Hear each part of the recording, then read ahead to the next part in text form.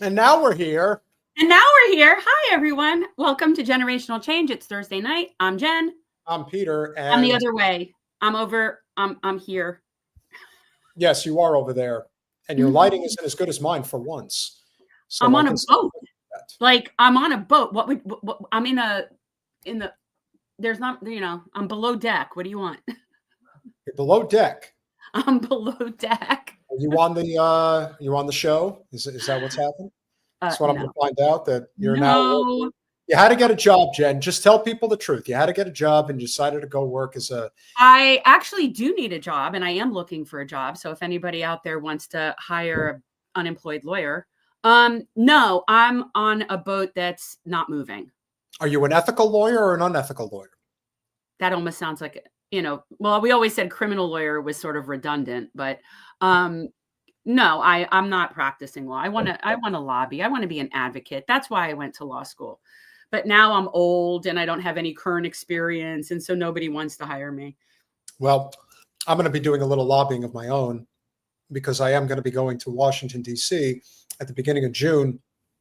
There is going to be a Senate committee hearing regarding real estate and some interesting components to real estate, including the state of Florida, things that we need to work on. So I'm going to see what I can do in terms of potentially getting a seat and having an opportunity to share my thoughts about certain things. What's this in? It's just a realtors meeting? No, realtors are going, but it's about the real estate industry. It happens once a year, I believe, at the same time every year. And it's going to be on a variety of different topics, depreciation, insurance, investment development, all those types of things.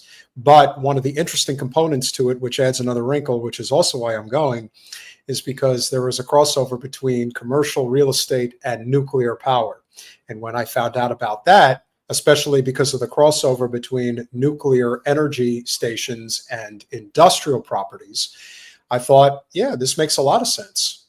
And it's in the nation's capital. I mean, you know me with the politics stuff. So yeah, check every box. It just makes a lot. So and that's the beginning of June. Mm-hmm. All right, I'll be in the UK. That'll be a very interesting show, depending on how we work that out. Yeah, I don't know. I don't know. We might need to have somebody do an afternoon show. No, we might need to have somebody fill in for me while I'm not here, because I don't know that I'm going to be able to abide by any schedule that will work. You know what I'm saying? I mean, I understand that may be the case, but we do have a show, and we have to maintain our I know, stability. but people have guests come on and cover for when people go out of town. We could have a guest person. We could have different guest people. That would actually be kind of cool. I'm just But saying, everybody I don't know wants- that we want to coordinate my schedule across the ocean. Does everybody want me to? I could have a conversation with Colin. Oh, Travers wants to know what you're up to. Yeah, what I'm up to. Travers knows what I'm up to. I'm crossing the pond. Why are you crossing the pond?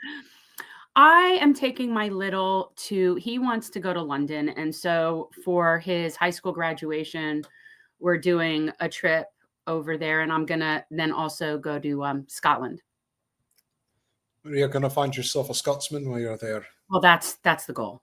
That's the goal. I do like me a Scotsman. I mean, my ultimate goal was to then get over to Ireland, but I don't think I'm going to be able to, which is so sad for me, but that's okay.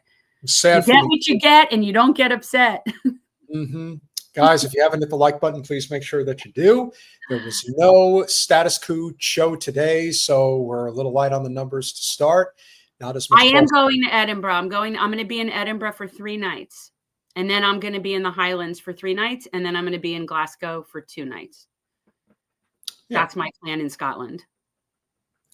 So what is going on in the world of things are collapsing in the United Corporations of America, Jen?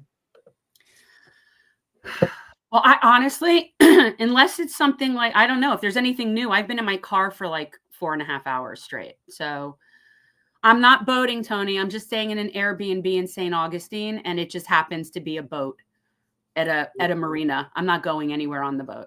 Opening day for baseball. Well, thank God for that.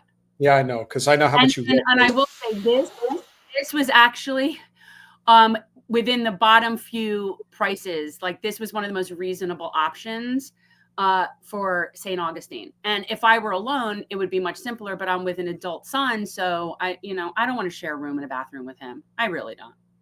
I really don't. So I do Airbnbs. Like when I travel with you. Yeah, no, you don't want to share one with anybody, and I don't blame you. I mean, no, when you and I travel together, we're always at 2-2. That's true. I know. And so the bathroom situation is always tricky. But I will tell you, I got to tell you this because I know that you never, ever, ever want to get on a cruise. Oh, never. It's like the worst thing in the world. Yeah. So a friend of mine. I'd rather have a root canal. Okay. I wasn't even going to say, I wasn't even going to send you the clip because it was so disgusting. Even I thought it was disgusting. I wouldn't cruise in your body. So yeah. Oh, thanks, Jen. That's very nice. No, that's good. That's like, I wouldn't even do it in someone else. It's like you wouldn't subject me to such crap. No pun intended. Hey, people like cruising. I'm just not one of them. Certain types of people like cruising. So there was a clip that a friend of mine sent to me on Instagram that basically showed there was a law, guys. I don't know if you know this or not. So cruise ships can legally ocean dump as long as they're 3 miles off the coastline. Yes.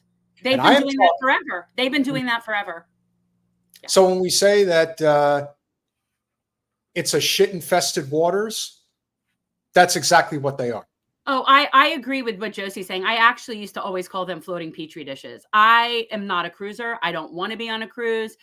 Now I appreciate a nice all-inclusive on land. I appreciate a nice all-inclusive, especially with like kids. A sandals type of thing. Well, that's without kids, but yes, sure. I do. And it does have its benefits, especially for large family gatherings, but I'm not being on a giant petri dish with a whole bunch of people coughing into the petri dish. It's not happening. Well, we're obviously going to have a lot to talk about, but it would be amazing to me that so many of the problems that we have and can deal with have simple solutions, even ones as gargantuan as cruise ships that choose to dump in the ocean. When in reality, if you are dumping, let's say, human, waste, you could easily have a substantially large composting operation if you really wanted to. There are things that you could do to significantly reduce not just our carbon footprint, but also our waste footprint, which is already big enough to begin with. Well, maybe we should start by taking away all the private jets. Maybe we should start with that. Maybe if Taylor Swift wants to do a giant concert, she should have to fly commercial with her people or drive a bus. I don't know. So when people say that they don't believe in climate change and everyone throws up their arms in the air, I'd be like, people who say that they don't believe in climate change, as far as I'm concerned, have every right to say that until the people who are actually causing the problem are held accountable for that. If they were held accountable for effing up the environment, like a cruise ship dumping all their shit in the ocean, then you can get angry at people who say, I don't give a fuck. Why should they? Why should they care at all? You think because you're going to drink out of a paper straw that that's going to make a difference? You think driving a Tesla, you think that's going to solve the problem? It's not. No, I can only hope that more and more of those cars get so vandalized that nobody wants to buy them anymore because they know they're just going to get totally trashed by everyone. That's true. That's what I would like to happen. Now, I don't want to take any chances. You know me. Medea said that everything is good. Did she respond to the email? Yes, she did. She responded earlier and said, thank you, looking forward to it. And that was earlier today. But I would, and she accepted the invite as well. But I would still send it just to be on the safe side, because I do think that that matters. You want me to send her a text? Okay. Yes. I don't have her number. You do. Okay.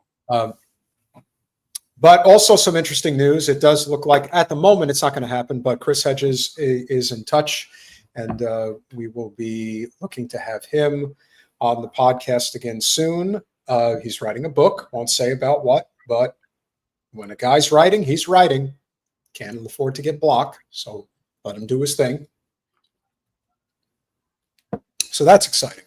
And of course, we are in the process of organizing our schedule to have Brianna Joy Gray join our podcast on Monday. We will have our friend from the Ron Paul Institute, Daniel McAdams, will be coming back. Got a lot to talk about right now with the Libertarians because they are the loudest about what is going on with Israel. And of course, all the great work that Medea and everybody else is working on at the moment. You know, we've got a lot to deal with there.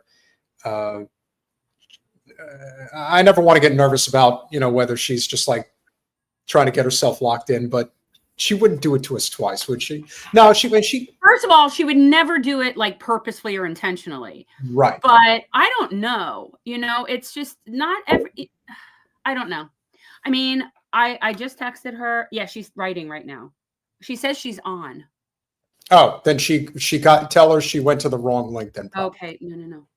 Tell her that she has to click the link that I sent her. I know what she has to do. Excusez-moi. She needs to use the StreamYard link. Yes.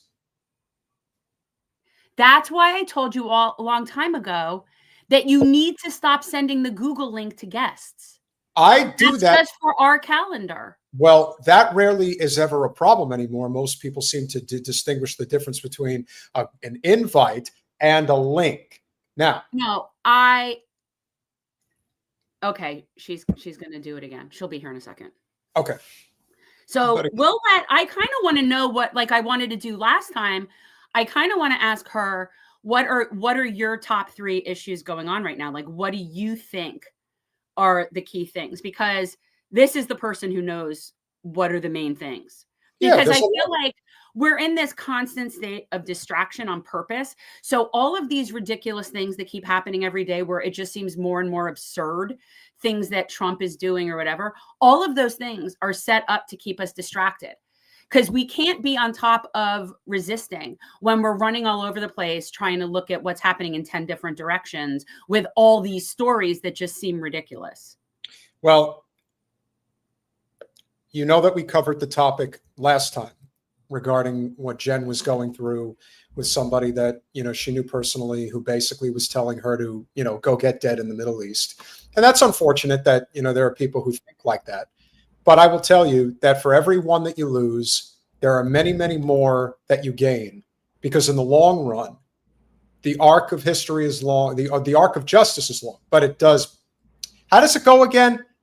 I keep saying it wrong, Jen. How does that saying go? I know Medea knows it, but the arc of history. Wait, the arc of justice, or the arc of history bends towards justice. Is that what it is? The arc of history. Bring Medea in because she knows. I don't know. I don't know. I believe I've got it now. It's okay. The arc of history is long, but it bends towards justice. Yeah, see, Medea knows it. The founder of codepink, you know her, you love her, Medea Benjamin. Welcome back to Generational Change. Hey, thanks for having me on. Good to be with you. Thank you. I'm so glad to see you. I mean, I know how crazy hard you work. We all do. Everybody knows that because we see you all the time everywhere. Yeah. And so what I really wanted to do is I want to ask you, and not that we all don't know what's going on all over is like just a giant shit show, but what would you say, like if you had to tell a regular American what 3 things, like it could be any amount, it doesn't have to be 3, like what are the key stories that you really need to be on top of right now? What's going on? Like what are you thinking that is? Well, I focus on foreign policy issues. Yeah. So I would say certainly the ongoing genocide in Gaza and what's happening on the West Bank. And now, with this much to do about the signal chat and Yemen strikes, I think it's a good time to talk about why is the U.S. bombing Yemen? Yeah. And, just the wider issue in the region that could really explode with Iran. And then, there's something I think that people on the left don't really get, which is around Ukraine and Russia, that it's actually good that Trump is talking to Putin and that there is some movement to end the war there.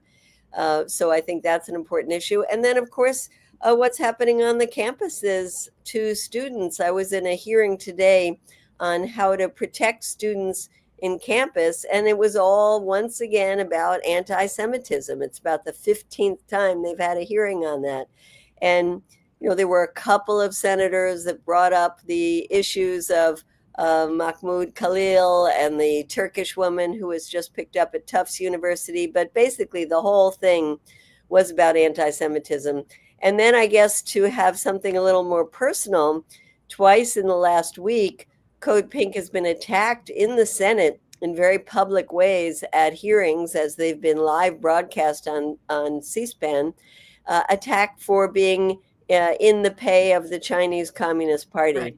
And that we are connected to Hamas and to the Iranian government, and that we have instigated these campus protests and all kinds of things. So today, one of the senators introduced a letter, I think this is the 3rd time, to the Attorney General calling on Code Pink to be investigated for its connections to the Chinese Communist Party, and that we should have to register as a foreign agent, which, we used to laugh at and think was quite comical because, we have zero connection to the Chinese Communist Party, and all of these people in Congress are so connected to AIPAC and the Israeli government.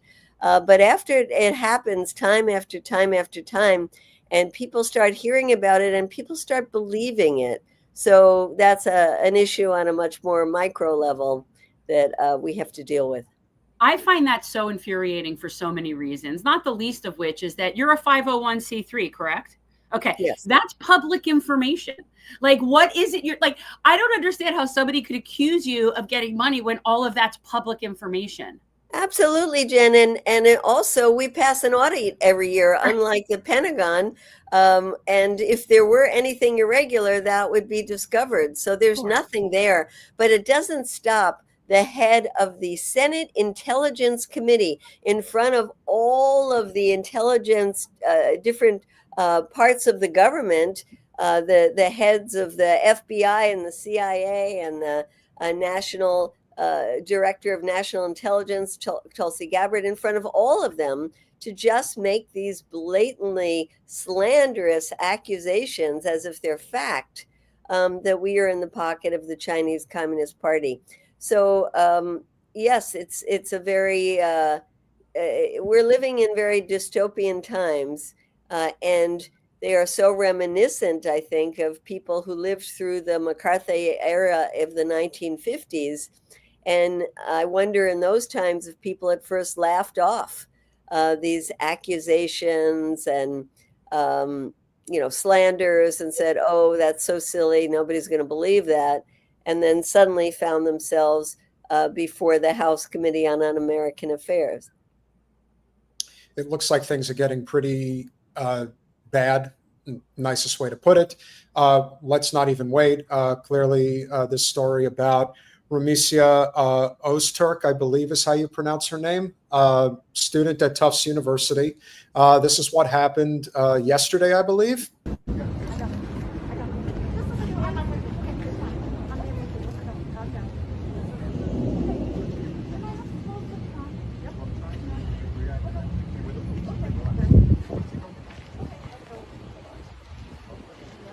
You guys covering your faces? You want to take those masks off?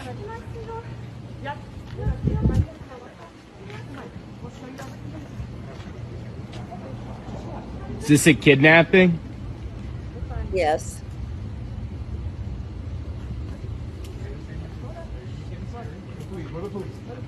Yeah, you don't look like it. Why are you hiding your faces? Why are you hiding your faces?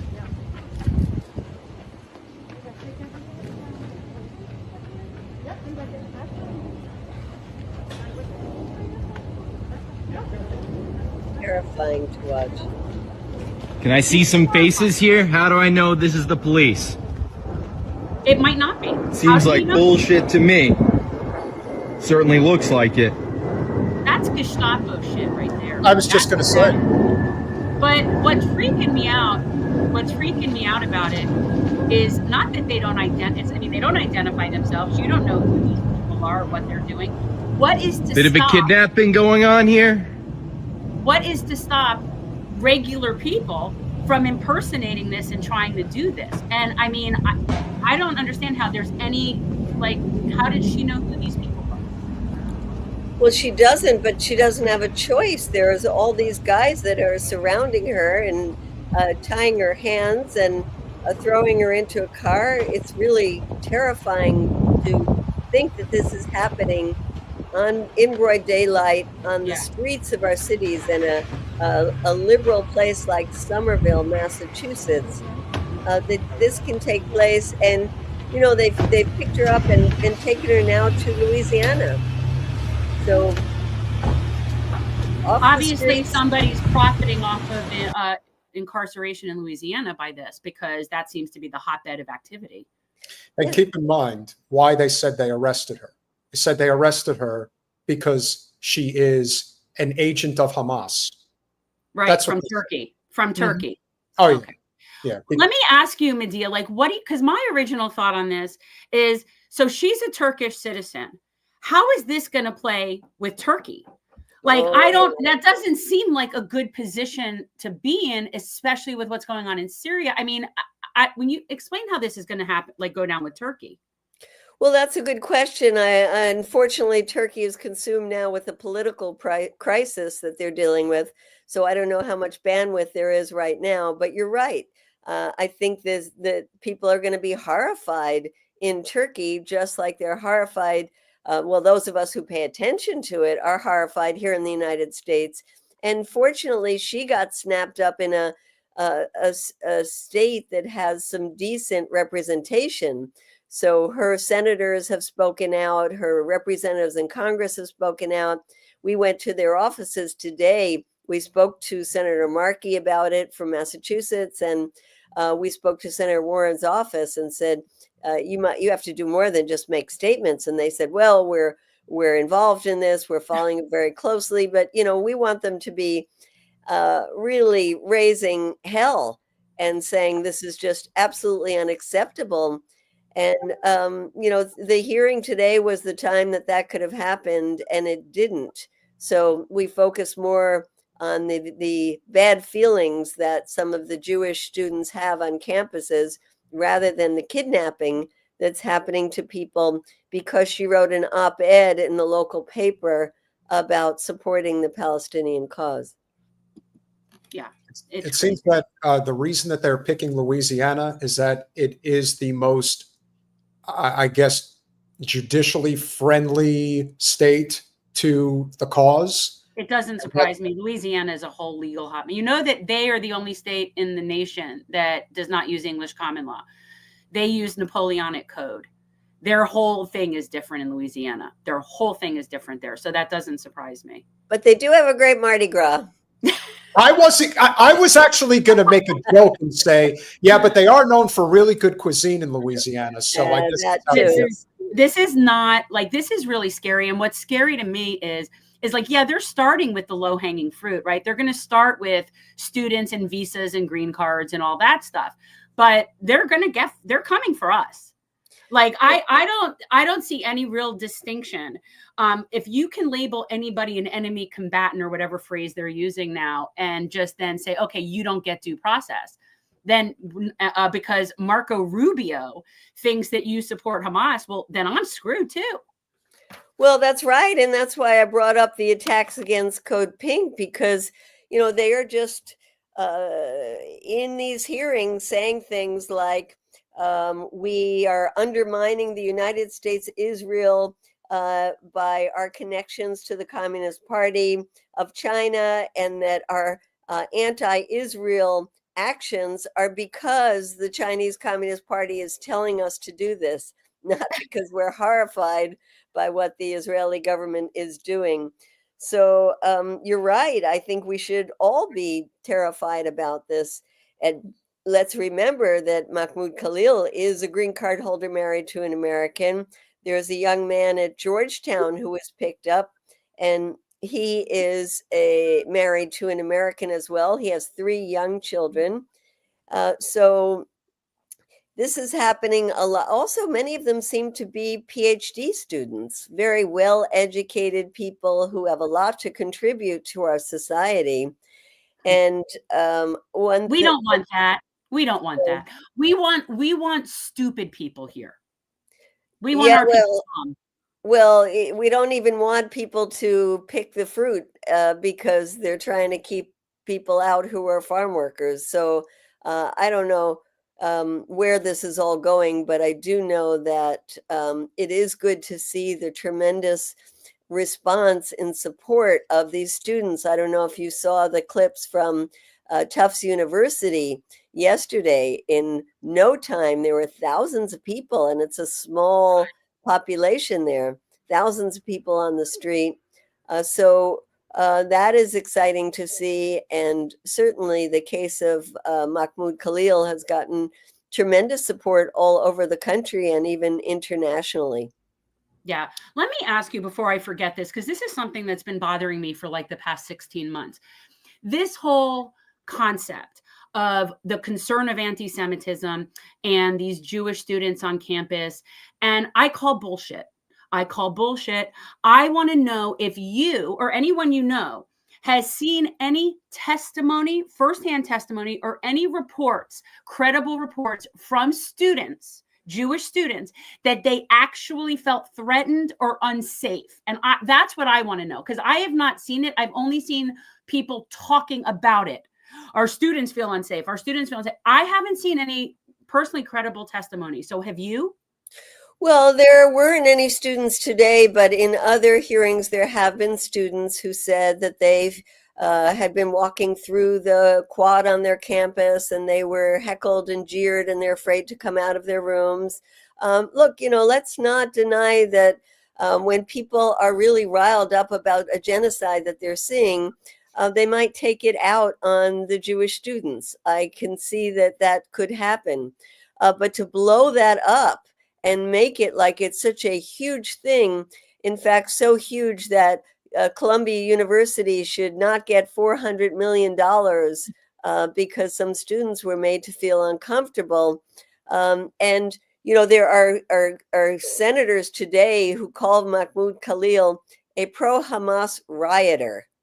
You know, I am in my 70s now. I went to Columbia University and I went to Tufts. And boy, did we raise hell during that time. It was the Vietnam War raging and we were taking over buildings left and right. And we were, you know, we felt like the campus was ours. And we were demanding no police on campuses. And we were demanding ethnic studies. And we were demanding all kinds of changes in our university policies and in our government. And never did I think that I would be picked up for that the students who were with me, who might be green card holders, would be picked up for that. We've gone downhill so much, and the universities are supposed to be places where these things are debated. If there are Jewish students who feel uncomfortable, well, let's get out and talk about that and figure out a way to solve that issue. But certainly people like Mahmoud Khalil have never been involved in that kind of activity. In fact, he is known, and there's now a movie coming out, I don't know if you've seen clips of that, called Encampment. And No. it's about the Columbia encampment. And he happens to be one of the ones that they followed around. And he's just a gentle, wonderful soul.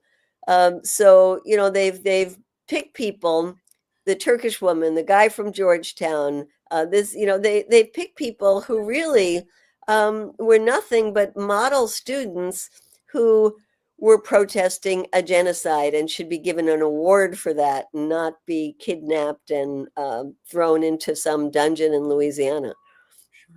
Medea, as a Jewish woman like Jen, I'm curious, when it comes to the state of Israel, and Jen has her very strong opinion that it is not Israel wagging the American dog, it's American wagging the Israel dog, that we are actually Israel, and they are, as RFK has said, and we'll get to RFK shortly, that he has intimated this idea that they're just our aircraft carrier in the Middle East, nothing more, nothing less. Religion is just used as a facade for what it's really all about, which is empire. The $500 billion worth of natural gas under Gaza's soil, which I still believe is the reason why this was an orchestrated attack, October 7th, 2023. Then, of course, the endless amounts of Mediterranean waterline real estate that Donald thinks is going to be a great idea. We've got a lot of problems, but I'm curious how you see it. Do you see it as a case of Israel controls us, we control them, or is it a combination of both?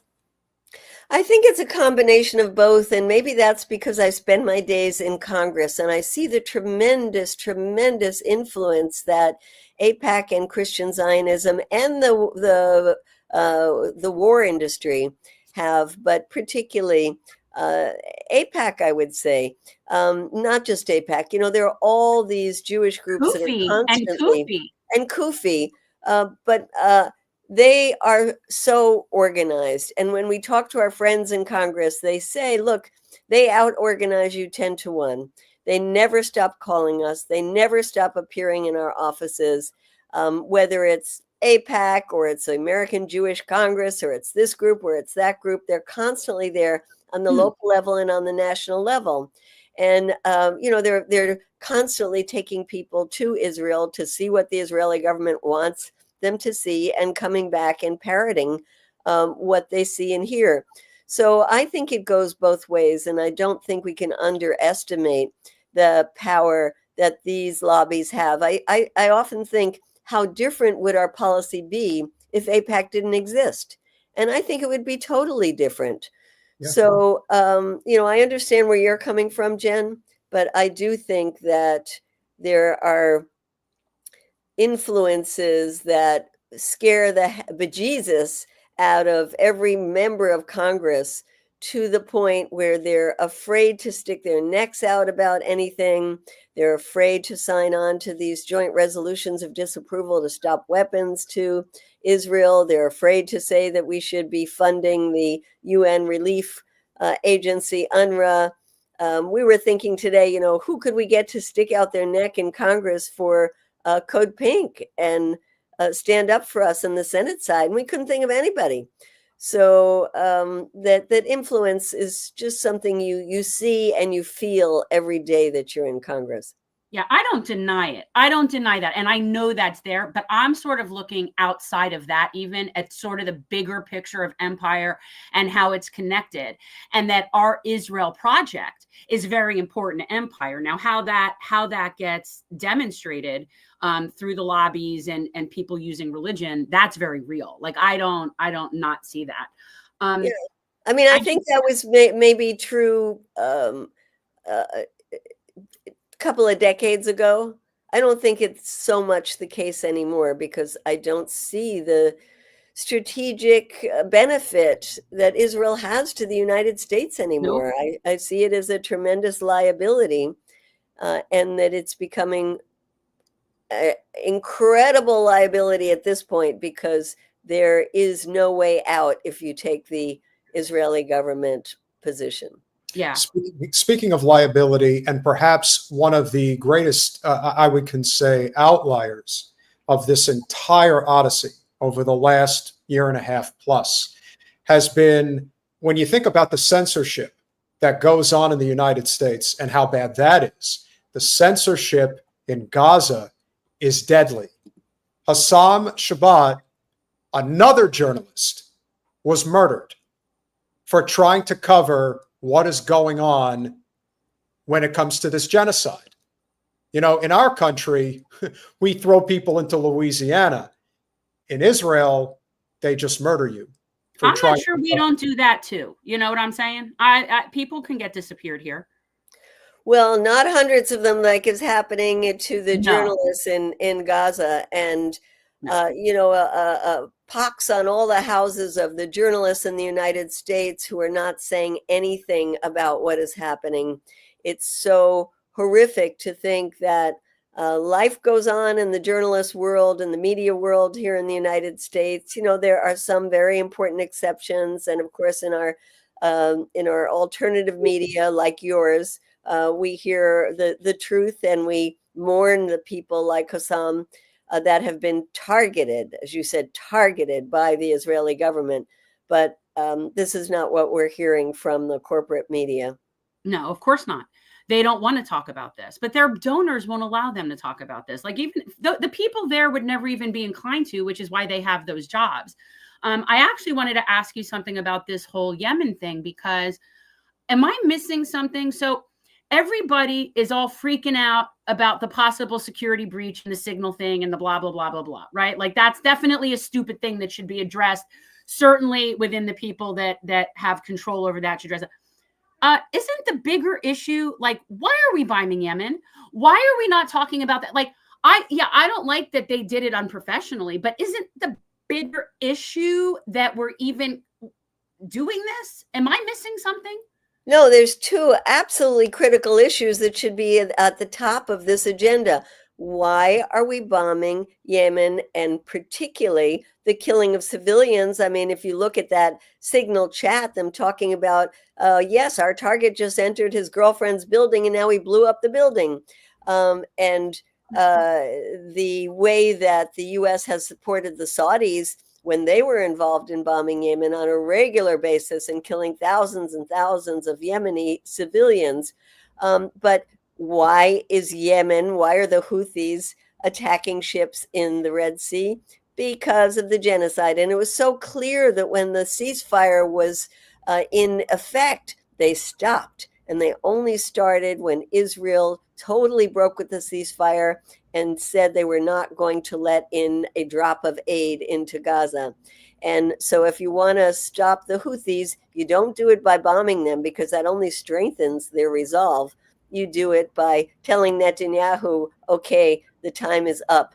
But the other thing that I think is important to mention about that is how totally unconstitutional it is that the president is not allowed to bomb other countries without congressional approval.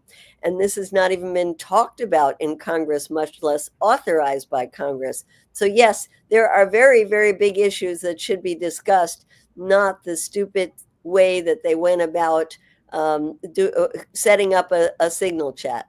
It almost seems purposeful to me. That's the thing. It almost seems like they did it that way on purpose for it to be a distraction, except for I don't think they're smart enough to really think that way. Like, I don't think Hegseth is really— You're full of conspiracy theory, Jen. I'm just saying, like, because it's so stupid. That's why, because it's just so ridiculous that that's what we're worried about when we're bombing Yemen. Like, but had that Signal issue not been in there, they would have just said, oh, a wonderfully successful bombing of Yemen where we killed a key Houthi leader, and now the U.S. is all the stronger, and Biden wouldn't take these actions, which of course he did on a regular basis, unfortunately. But we're so much stronger now with Trump. And I would ask, since foreign policy is something that you know very well. Yemen, for all intents and purposes, is the poorest nation in the world. And yet, for some reason, we can't stop decimating this nation. Why do we feel the need to do such a thing? Well, have you seen the people that come out on the streets in Yemen in support of the Houthis, even people who don't like the Houthis? And I've been to Yemen. There's many of them. They are out on the streets saying thank you. And do you know how people around the world are saying the only ones who are coming to the support of the people in Gaza are the Houthis? And they have gained tremendous love around the world for what they are doing. And that is something that the U.S. powers that be find very upsetting. And in general, the Houthis have been independent and strong and refuse to buckle, whether it's under the pressure from the Saudis or from the U.S., now from Israel. They are very poor, but they are very tenacious. Yeah, like the Palestinians.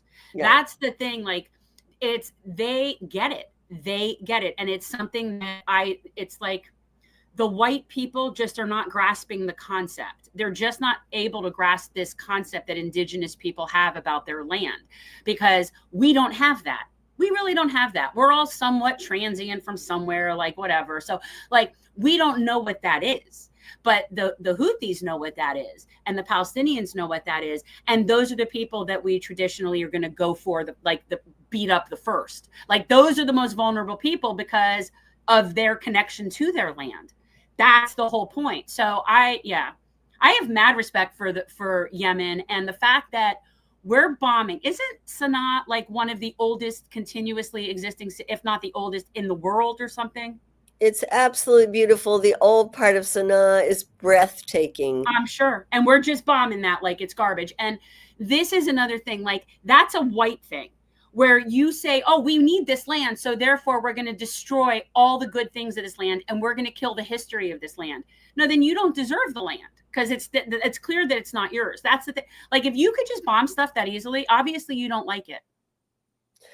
Well, and that's why the U.S. doesn't win in these wars, whether you're talking about the fight against the Taliban, and I'm not happy that the Taliban is in control of Afghanistan, but they're the indigenous people there. They weren't going to go anywhere. And that's why you can't defeat the people of Palestine, because they don't want to leave despite the horrific conditions right now. And I'm sure many would leave if they had a chance, just because they want to live. But in general, they want to stay on their land, just like the Houthis want to stay on their land. So yes, you're right. This connection to the land is something that is not very well understood by the powerful people in this country. Well, I would say that a fellow tribes member of yours, he said it very well the other day. As a model for the United States. What is it doing? It's trying to hold on to a colonial situation. The epithet that many use against Israel, that you are an example of settler colonialism, that's correct. That's right. They are. They're not different in that way from Rhodesia or South Africa. And what happened to all of them? Whoops. Israel is arguably one of the last remaining settler colonialisms where the fight is still going on between the settlers and the people they displaced. Beautiful. It's not rocket science. It's not that complicated. It's really very simple. We had a question from our friend, do you see it, Peter? Where? From Medea. Oh. So this is the question from Medea. How can we all mobilize and to go end the occupation, bring the diaspora home to a liberated Palestine? We need no permission. Can you agree the time is now? And I'm not exactly sure what that means, but I'm with you, Maeve. I agree, but yeah.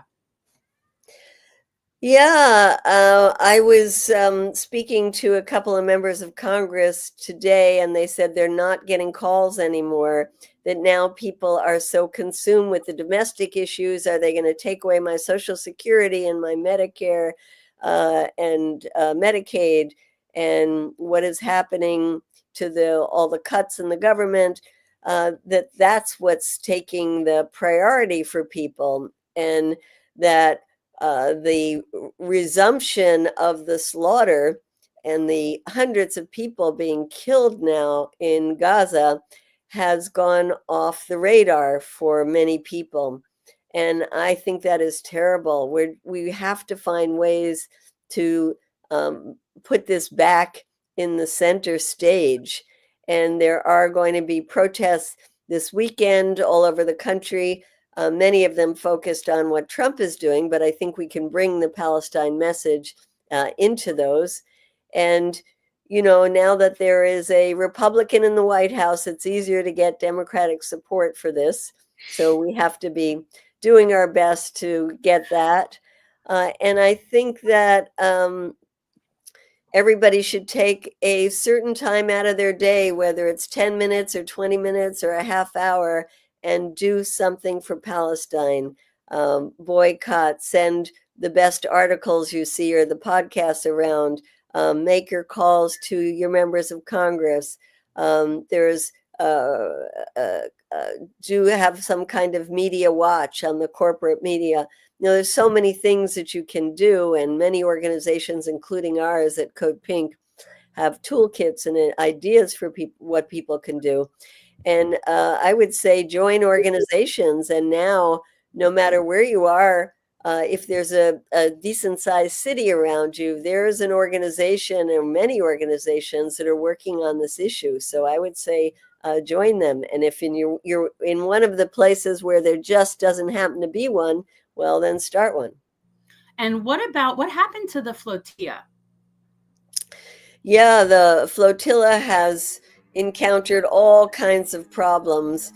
The Turkish government was stopping it from leaving, didn't want to create this confrontation with Israel right now. The other governments where we've had boats have had the same kind of reaction. It has been very, very hard to get the boats into ports in countries that are going to let us leave. And one, because they don't want a confrontation with the United States and with Israel. And two, they also say that it's just totally unsafe. And so we're still fighting that and haven't given up hope. Good. Why do you find that the propaganda is still so convincing on so many people? I mean, we saw through the Ukraine war from day one. It was obvious what it was about. Natural resources in the western part of the nation. We wanted to, the United States, I shouldn't say we, the United States powers that be wanted to bring Ukraine into NATO so that they can control the resources. Putin said no, excuse me. And here we go with this endless bullshit, which is, again, wars are always fought over money and power.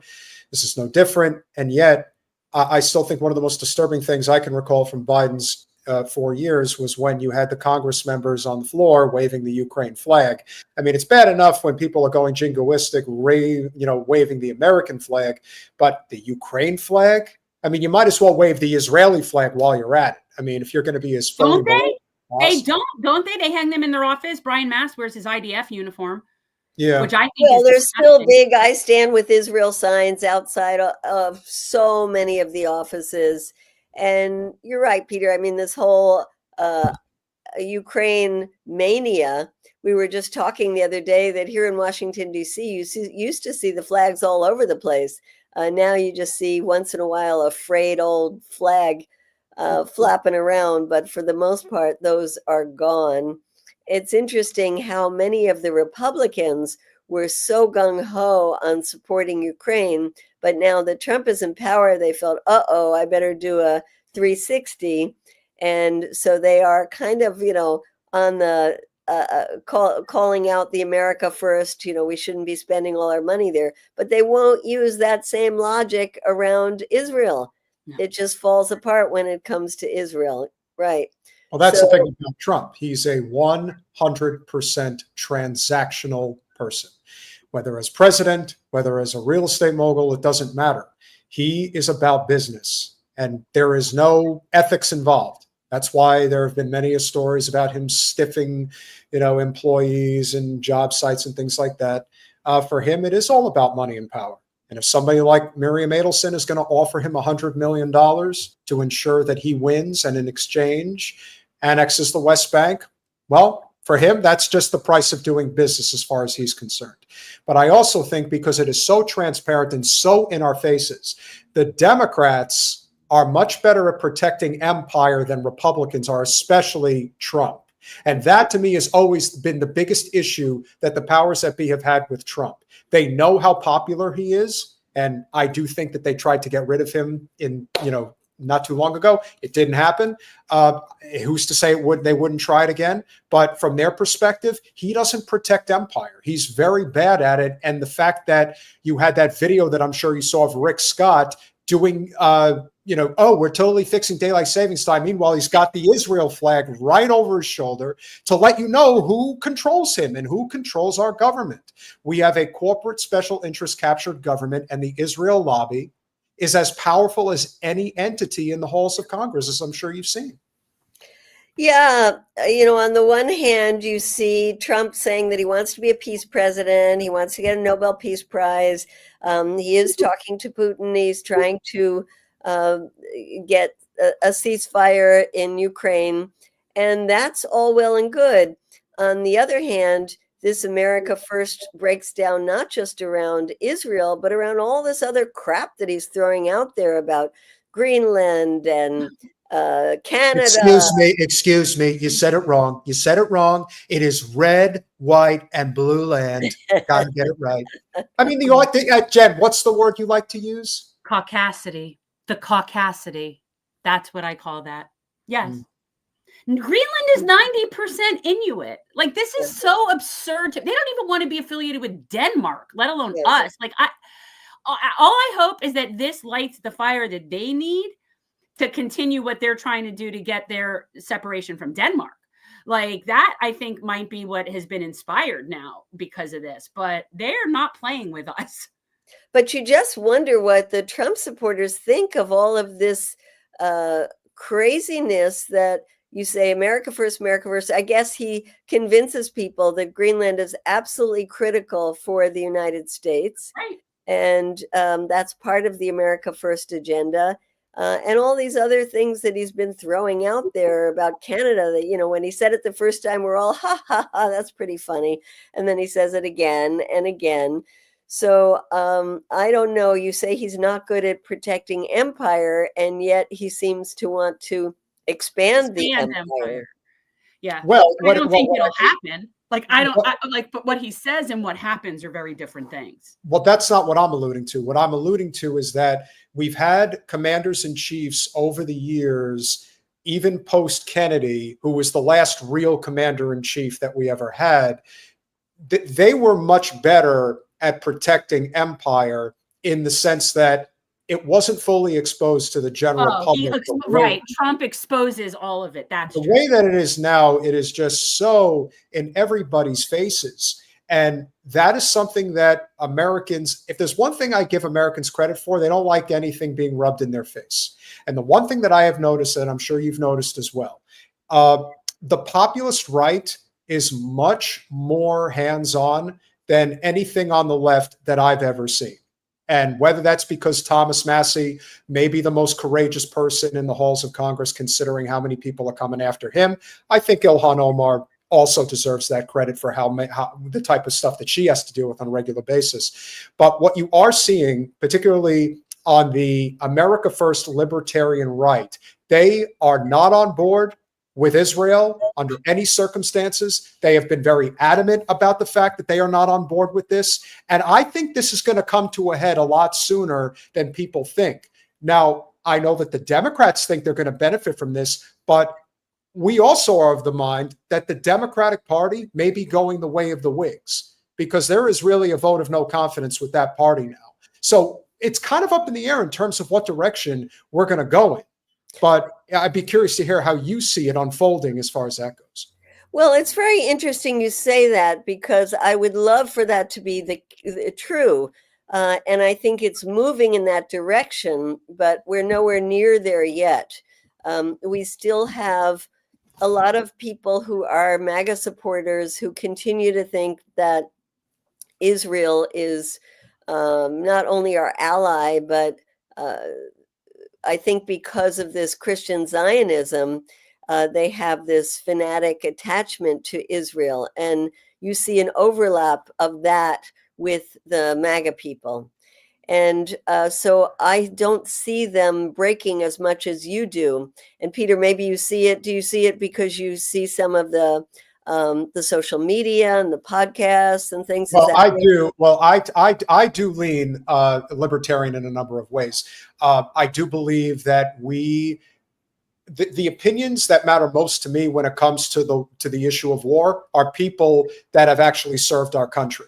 And when the people that have served our country have said enough with effing Israel, to me, that's a good sign, because those are people that actually that they command respect and amount of gravitas that actually has influence. The other thing I've noticed, and I'm sure you've noticed as well, is if you notice the social media accounts, the obvious ones, the insurrection Barbies of the world, these are accounts that, as far as I can tell, they are being paid to promote Israel. These are not necessarily people that believe in the cause, but they know that if you are on the right side of supporting a given cause, that it could be very good for your career. We saw what Deborah Messing would do. We saw what Noah Tishby does. We see what some of these opportunistic people will do if they think it will help their cause. Whether they really are true believers or not, I'm not even convinced necessarily that Mike Huckabee is a true Christian Zionist. He could just very well be a true believer on one hand, but on the other hand, he knows it serves his career. His own daughter is the friggin' governor of Arkansas, for goodness sake. So nothing really surprises me. What I do believe is that this Zionist state experiment is going to fail. It's too obvious now that there are too many people who don't like it. There are too many people on the global scale that are sick of it.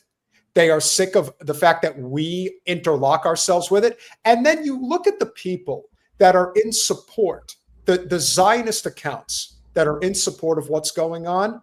You look at people just in regards to what happened to Rumeysa up at Tufts. She had it coming. She deserved it. Oh, I would kick them all out. When regular, rational people see that, and most people are rational, let's be honest, they are. When they see stuff like that, it doesn't sit well with the average person.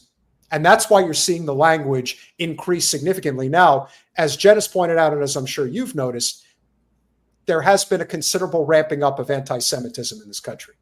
It's the Jews' fault. They did this, etc.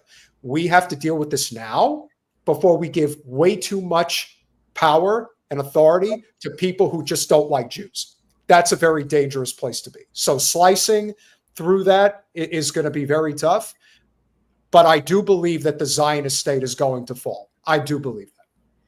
Well, I would love to get some contacts offline from you of some of the libertarian groups that you're connected with, because we find so few of them. Of course, you mentioned Tom Massey, and he's basically the only one at this point. And it was interesting to see Marjorie Taylor Greene come out with a tweet the other day saying that the American people don't want war, whether it's in the Middle East or in Ukraine. And we went to her office and said, okay, well, is she going to now vote to stop the weapons? And they said, well, it's being put forward by Democrats, and this is such a partisan atmosphere. And we can't find a Republican in Congress to initiate anything to cut off weapons to Israel. And so when you look at the opinion polls and you see that so many more Republicans now are not sympathetic towards Israel, and yet you can't find one Republican in the House or the Senate who will say, okay, time to cut the weapons. Something is very dysfunctional about that. So I would love to get more contacts in your world, Peter, so that we can build these alliances. 100%. We have some people, like we have content creators and people that we've had on, everything from conservative people, libertarian people. We've had Proud Boys people, like all different kinds of people. And for the most part, I was just going to say, Jen, I don't mean to interject, but on Monday night, we are going to have Daniel McAdams, who is, he's the director of the Ron Paul Institute. He's been on our show, very friendly with him. He just interviewed Thomas Massey. He does a regular podcast with Ron Paul. So as far as I'm concerned, that's a connection that you definitely want to have. And they're all about it. I've said it for a very long time. Progressives and libertarians have far more in common than they generally want to admit, because there are some very juxtaposed issues that they don't agree on. But as we know, especially on, as I like to call them, the loony left, if you are not 100% on board with the agenda, they cast you aside, and you can't even talk to them. They won't even talk to you. These are people that truly were okay with having 4 years of a president that didn't speak to any of our, I hate the term adversaries because that's just stupid, but like that we had 4 years of a president that wasn't talking to Putin. That's insanity to me. That's insanity. And for anyone to think that that's decent policy is off the wall. Like I can't even fathom it. And that's what these left people are. I hate saying left. They're not leftists. They're corporatists. But that's what they're with. They're okay with that as long as it's being done by a Democrat. Yeah, we just got to get beyond the partisan politics. We went to a press conference today put on by some Jan 6 folks to talk about prison reform.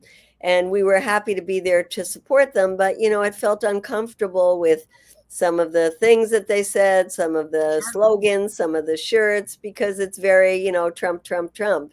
And we want to say prison reform, yes, but let's not bring the partisan stuff into this. So, yeah, we got to find ways to do it that get beyond the party politics. Yeah, I say it all the time.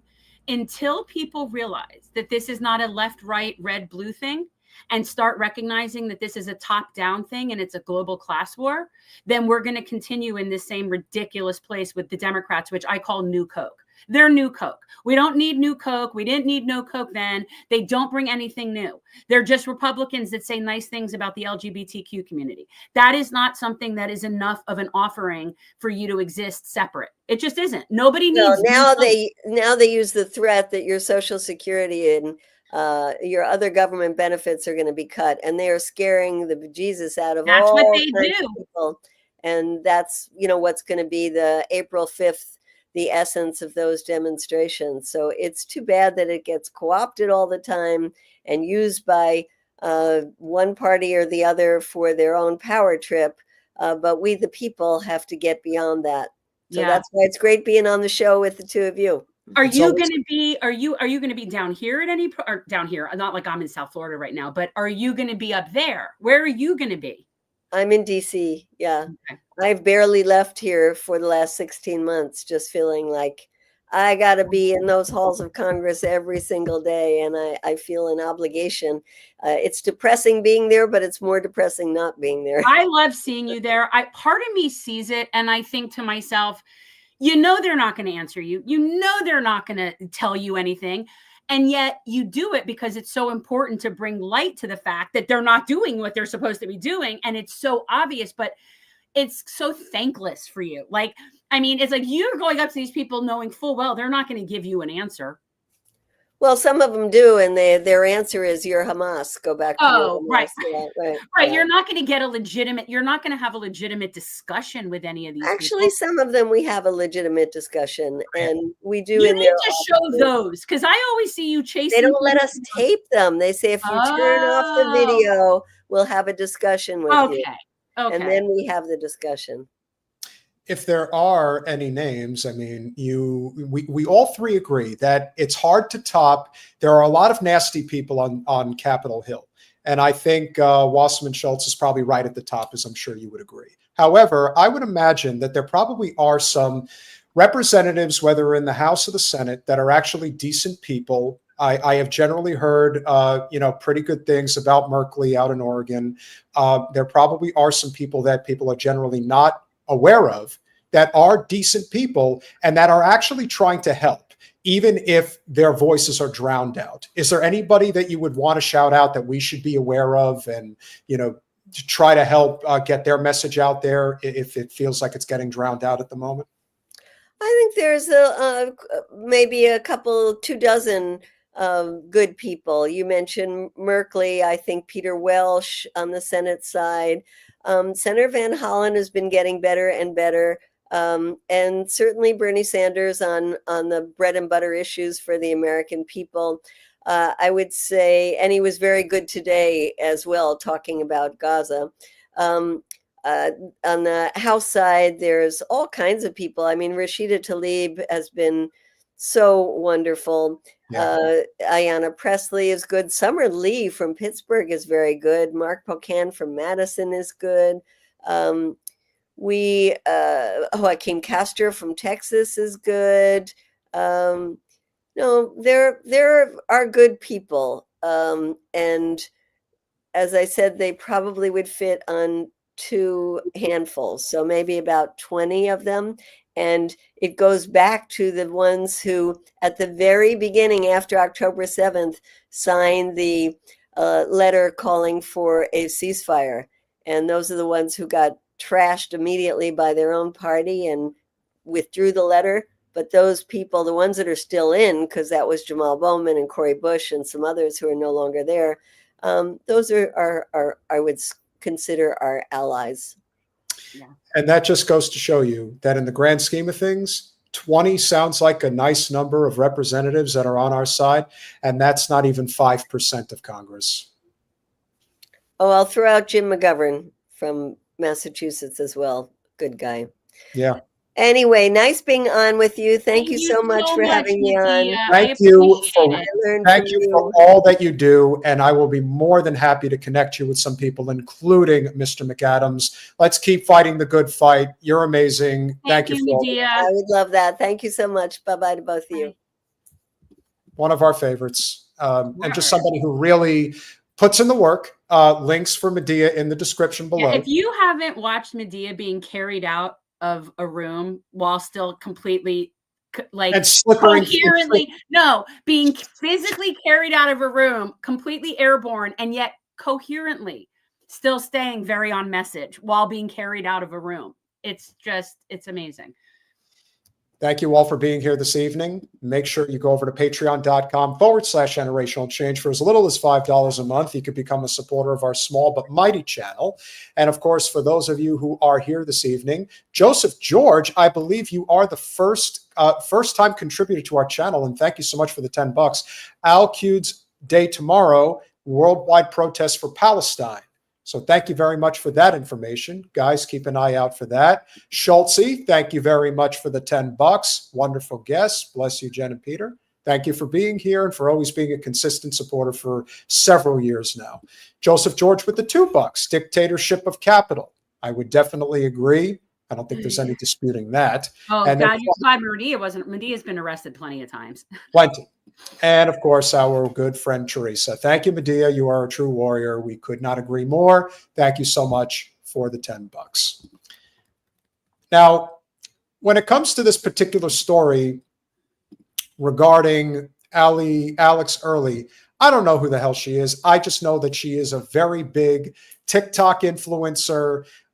Millions of people. Her boyfriend is a football player on the Miami Dolphins, Mr. Berrios. I'm sure you've heard of him, Jen. He's a handsome fella. He's not faithful, unfortunately. He's the 000, though. Yeah, that's which I still find strange. I don't recall as a kid that anybody wore the 00 when I was a kid. When did that start being an acceptable uniform number? Well, sometimes. Remember, you don't watch basketball, but why do you? Of course, I mean, not like religiously, but you say it like I'm like averse to it. I watch basketball. Eric, we try to have Shama Swan on. We can't get her attention. Robert Parrish wore 00, and then I think there were a couple of other players. Kevin Duckworth, I remember he wore 00. I know Kevin Duckworth. I know a Kevin Duckworth. I went to high school with a Kevin Duckworth. You didn't go to high school with this guy? No. Not if it's a sports guy. Yeah. No, different. You would have known if you went to high school with the professional basketball player, Kevin Duckworth. Yeah, no, I didn't. Colin, do me a favor. Pull up the tweet that I sent you from. Are we still dealing with this girl with the Gymshark? Yeah, well, now you get the opportunity to talk about it because they're always looking for this opportunity. Colin, do you need me to resend it? Travers, I'd love to get people on, but when they're across the pond, it's really complicated for our times. Most people that are over there besides you don't want to be up in the middle of the night. Eric remembers. That's a good one. Yeah, see that I can bring back references from the 1990s and people actually get them.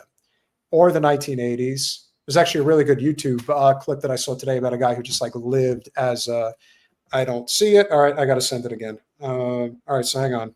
You're missing something. What am I missing? This. Oh, why do you do that? Why do I do what? Zooming in and out. No, in. not that. This. Whoa, Dom. Dom. Do you Is have that your friend Dom? Not a chance. And Okay. if it is, you better let me know. Dom. Thank you. We try. I'm a relatively cheap date, and since I'm a relatively cheap date, I'm going to let you make at least one, if not two requests if you want. I could give you with the mask or not the mask. I could give you Bill Clinton. I love when you like whore yourself. I could give you Bernie Sanders. I could give you Donald Trump. I could give you Arnold. I don't like Bill Clinton. I did say Clinton. You're not listening. Sorry. And I could also give you Marlon Brando if you want the Godfather. So make a call. I expect you to at least make a suggestion. All right, we'll reach out. And here's the thing, Travers, please write in the chat phonetically how I pronounce that name. Can you do that? Because that looks like some crazy Irish stuff there. Like Saoirse, whatever that. There's these words that like. Solvian? You mean Siobhan? Or Siobhan? It's Siobhan. But I can't get it right.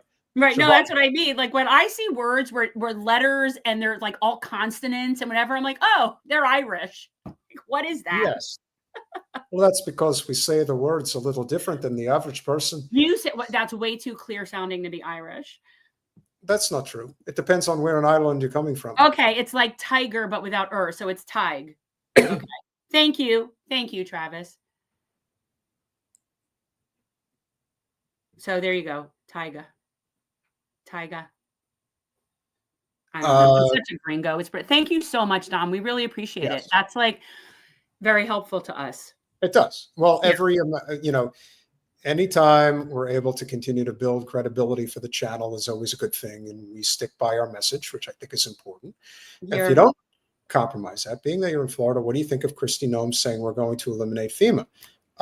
There's a lot of things that Kristi Noem says that is pulled out of her ass on a daily basis. So I really don't think am I missing something? Was she a pageant queen or something? She looks like a pageant. Something like that. Yeah.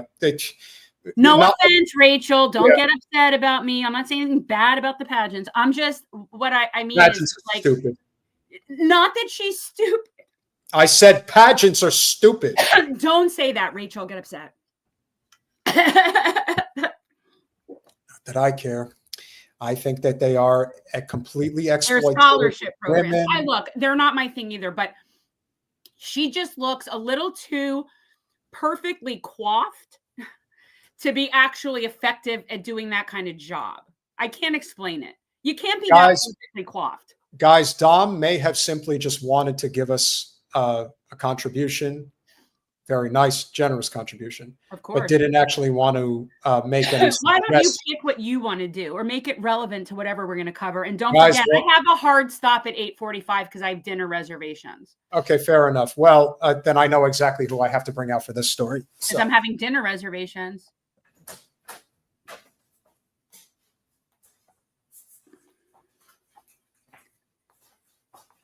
MR33 thinks you're very attractive.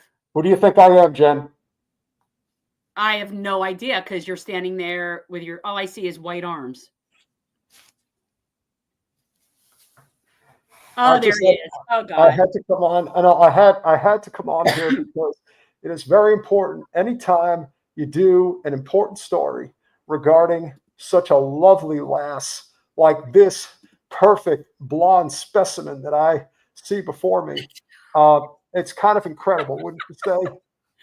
But it's kind of gross. Okay, so you want to talk about this story that she's suing Gymshark? Oh, absolutely. Anything to talk about this very easy on the eyes, little lady that looks like she could have easily been from my neck of the woods. Her teeth are veneers. Oh, that don't matter as long as they're straight. All right. Just saying. But by all means, please share with us, Jen. Educate us. Okay.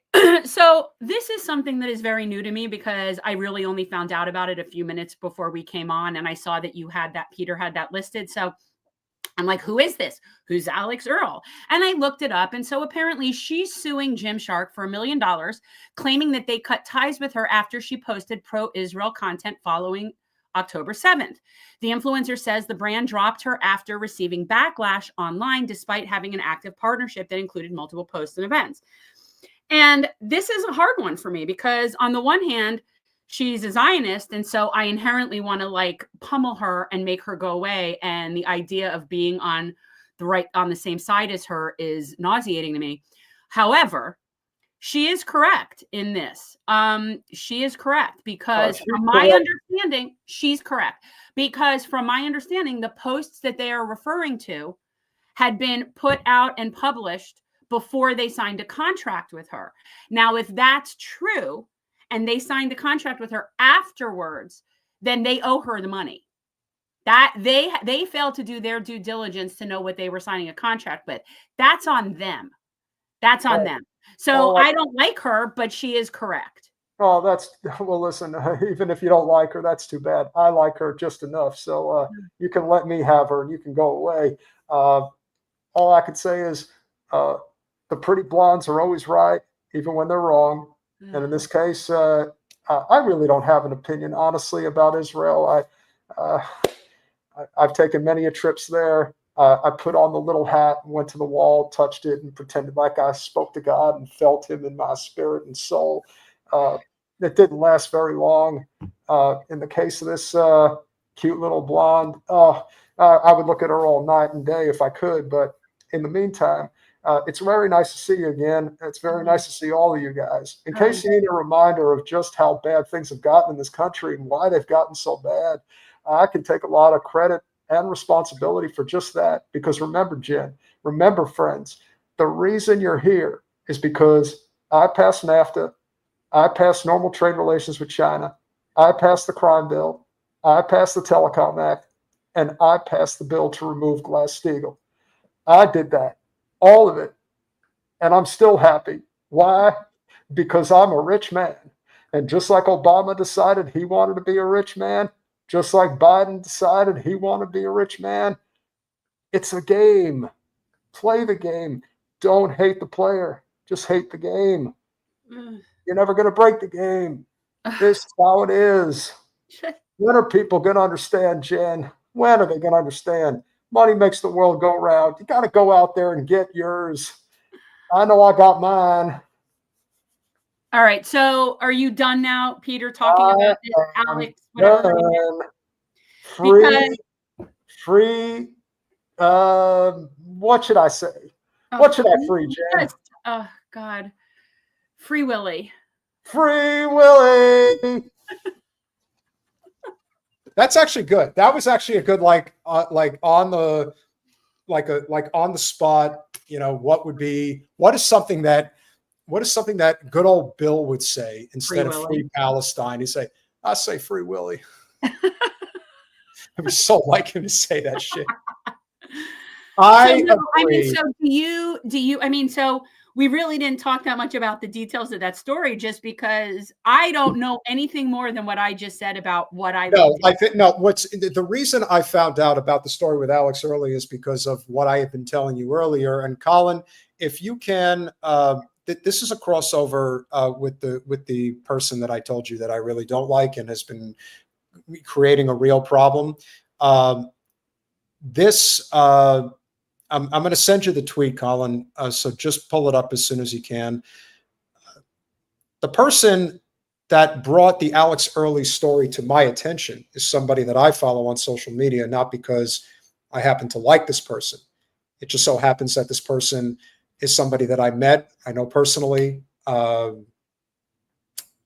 didn't realize who they were and didn't know that they were as connected to Israel as they are.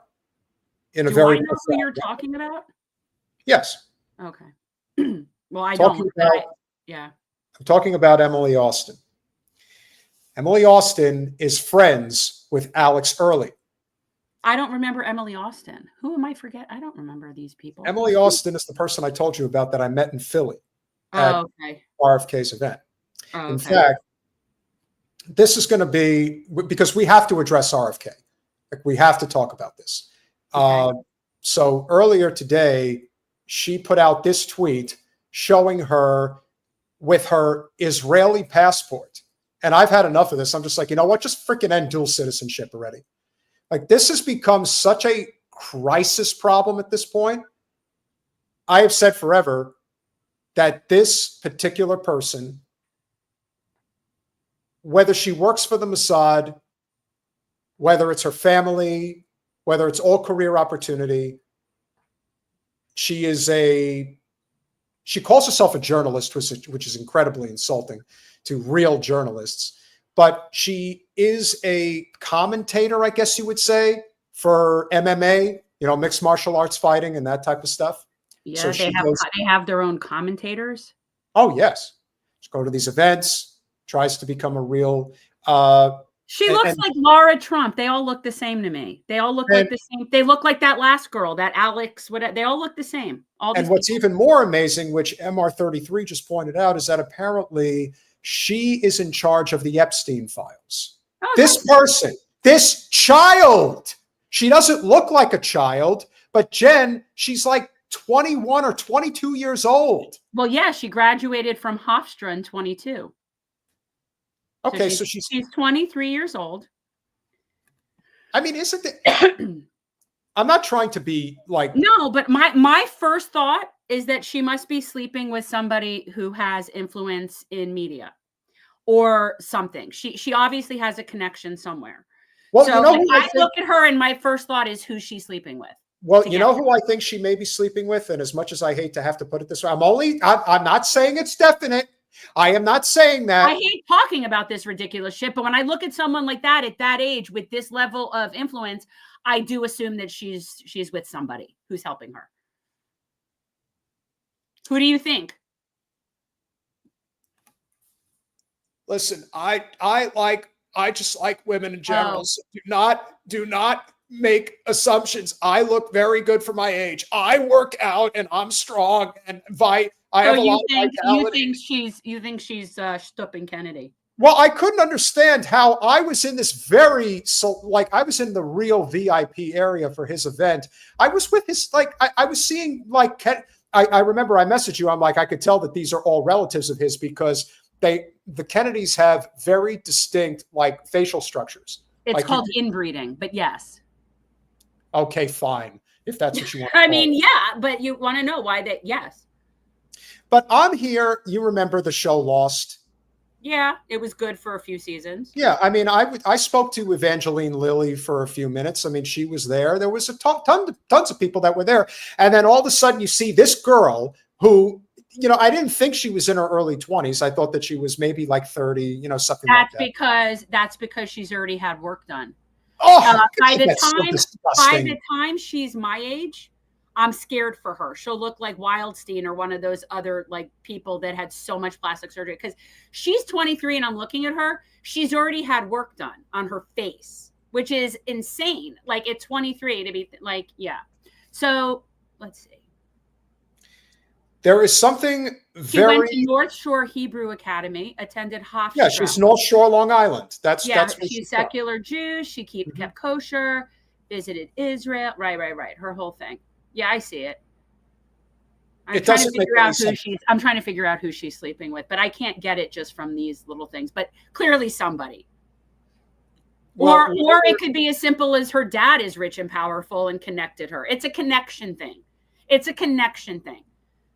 I definitely agree. RFK. She's not going to age well. She's going to age worse than Pam Anderson. This is not going to age well at all. This type of plastic starts to really these fillers start to migrate. This is going to be a hot mess in 10 years. Oh, I think that she's a hot mess already, because I cannot for the life of me understand how she actually, looks this way.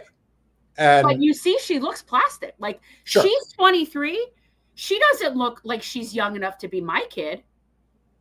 no, not at all. That's why, what like I'm I said, saying. So she's Reese's age. so She is the age of my son, and yet I don't think I look old enough to be this woman's mother. She looks like a Barbie doll, plastic Barbie doll. David Hunter with the $20. Jen, Thank you. go have yourself. I will have a cocktail. I'm going to a restaurant called Columbia, and there's a few of them because I know there's like one in Tampa. We don't have any down in South Florida. My mom recommended it. I looked at the menu, Peter. You have to look at the menu because you'll be like, "Oh my God, I have to." Seafood galore. I'm sure I would be extremely. It's basically like Spanish Cuban with a seafood twist. So like I can actually get a Cuban sandwich with mahi. Ooh, instead of okay, yeah, that's you see great. what I'm saying? Like, but they have, it's like, yeah, this menu, like, I don't know how I'm going to figure out what to eat. I'm very excited about it. And I don't usually get excited about particular restaurants anymore. Colin, please pull up that tweet of RFK that I just sent to you, please. So I know you think that, Brett, and I understand that people see it that way. And I'm telling you, it's just bigger than that, though. The people with the money are the people who are in charge. Mm-hmm. And that's us. So here's what I think we should all be asking ourselves. RFK is supposed to be in charge of human health and services. Right. What he is doing constantly. I'm not talking like whenever he sticks his head up to make a commentary about politics, it's always about defense of Israel. So he put out this. He's still overcompensating. He's been overcompensating since the very beginning when he first started running in the Democratic Party. Instead of inspiring universal condemnation, the October 7th Holocaust triggered a global wave of anti-Semitism. Ivy League campuses became a greenhouse for poison. President Trump has ordered his cabinet to use every constitutional tool to uproot this divisive weed.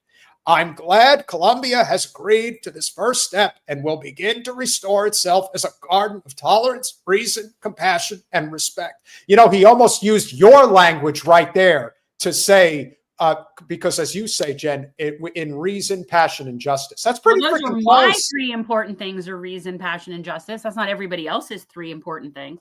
But this doesn't make any sense. It makes no sense. It makes sense from the standpoint of somebody who's up Shmuley's ass. It makes sense from the standpoint of somebody who is now part of a Zionist administration. It makes sense. Well, then I have to ask you, then the question that has to be asked here, and it's all tongue in cheek because, again, can't make presumptions. Is it possible that Bobby could be having an affair with Emily Austin? It's possible. I don't discount that possibility. It's plausible deniability. What does that have to do with this? That has nothing to do with it. What it has to do with is simply this. Is he compromised? Because I think he might. Of her. Certainly not because of her.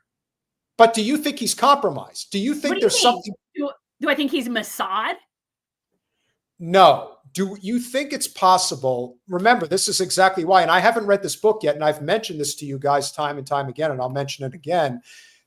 The book is called One Nation Under Blackmail by Whitney Webb.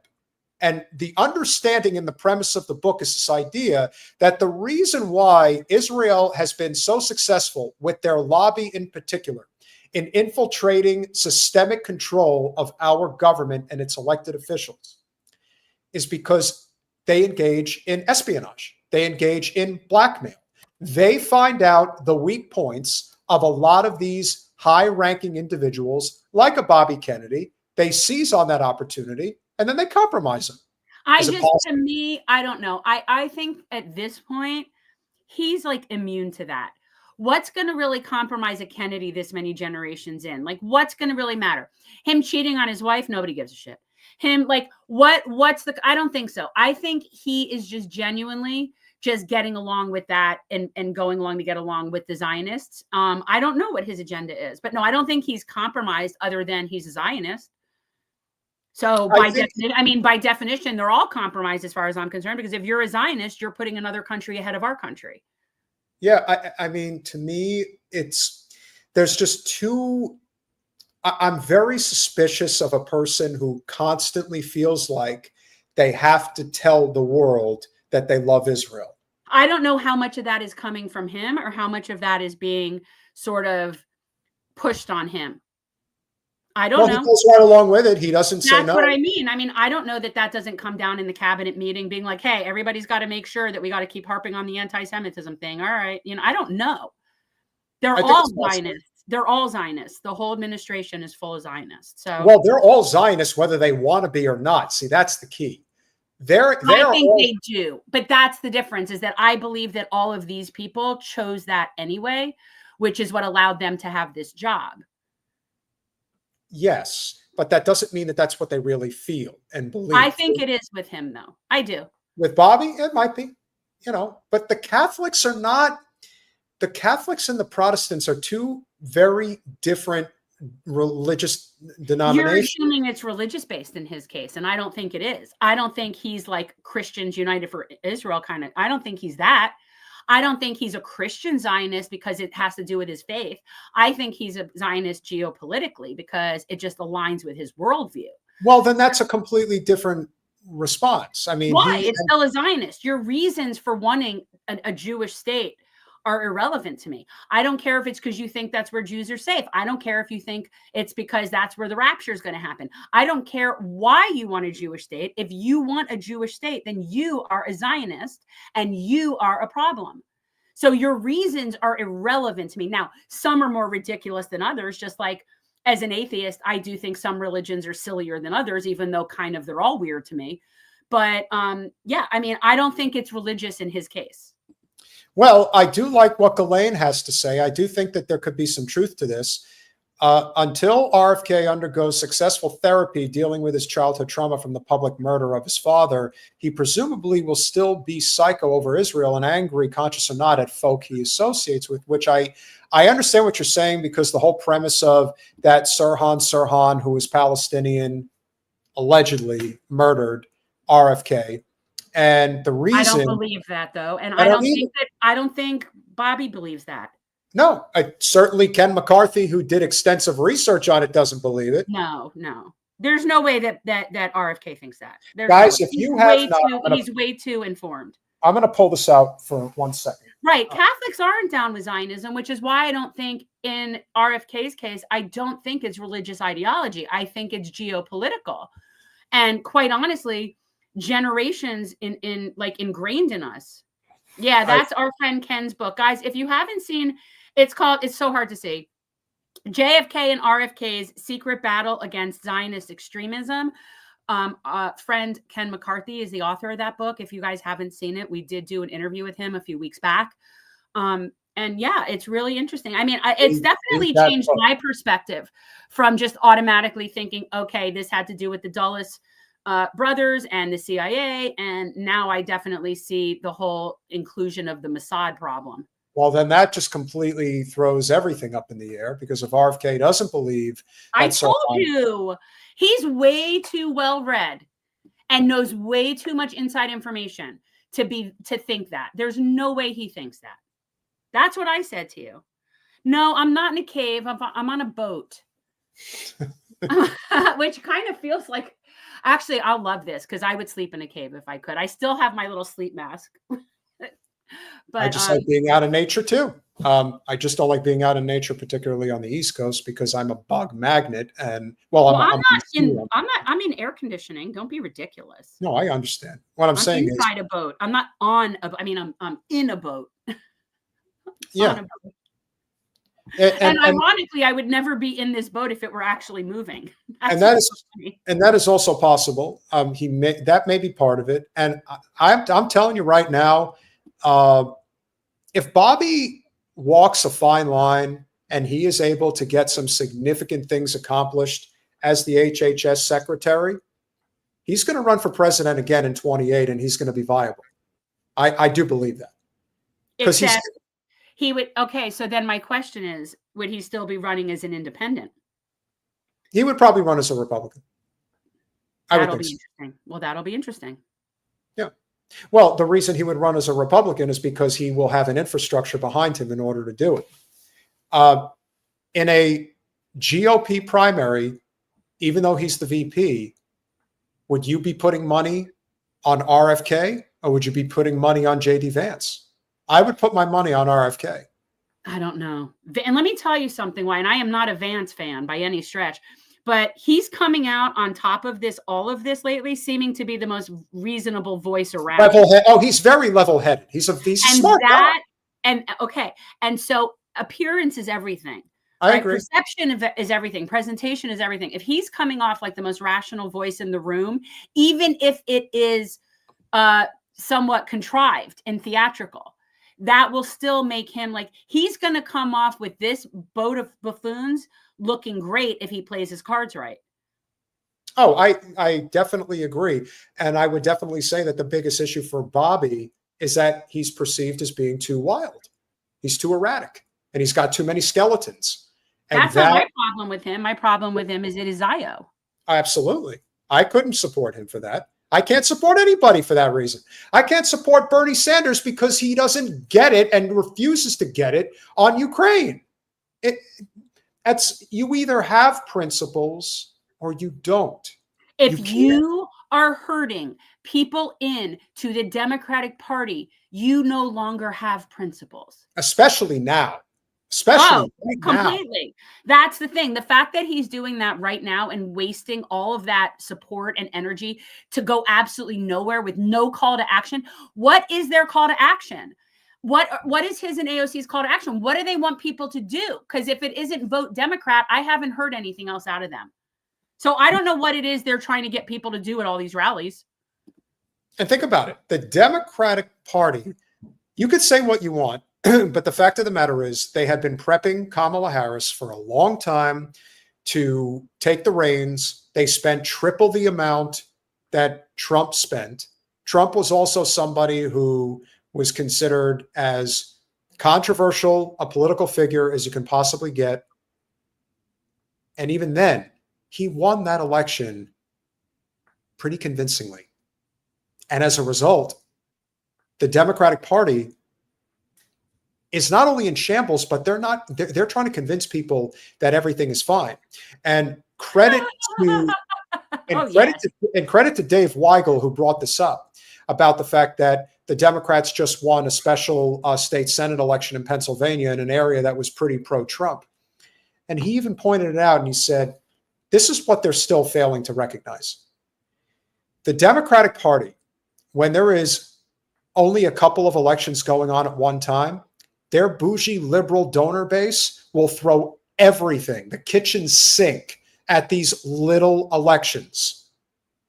Hey, listen, I don't apologize. That's all they're going to have anymore. They're not going to have national races anymore.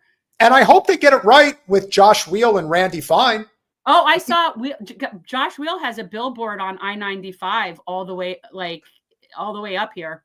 He's got money. And you know what? He's going to have a chance. Like, it was a digital billboard, but it was a billboard nonetheless. Of course. But still, nonetheless, that's all money coming from those specific people. Now, if this was a normal midterm election situation with hundreds of elections going on, Josh wouldn't have raised maybe a couple $100,000. No, he has potentially a perfect storm, and I still don't.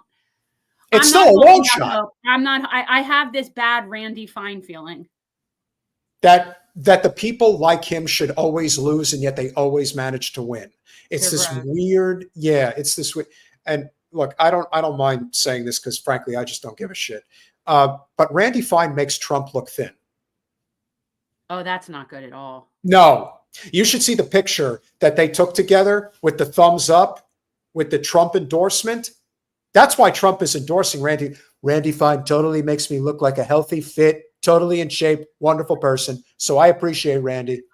All right, I have to go. I have a reservation. You smash that like button, share, subscribe, do all those things we ask you to do. We love you all. Thank you for the tremendous support. We'll see you Monday. Bye, all.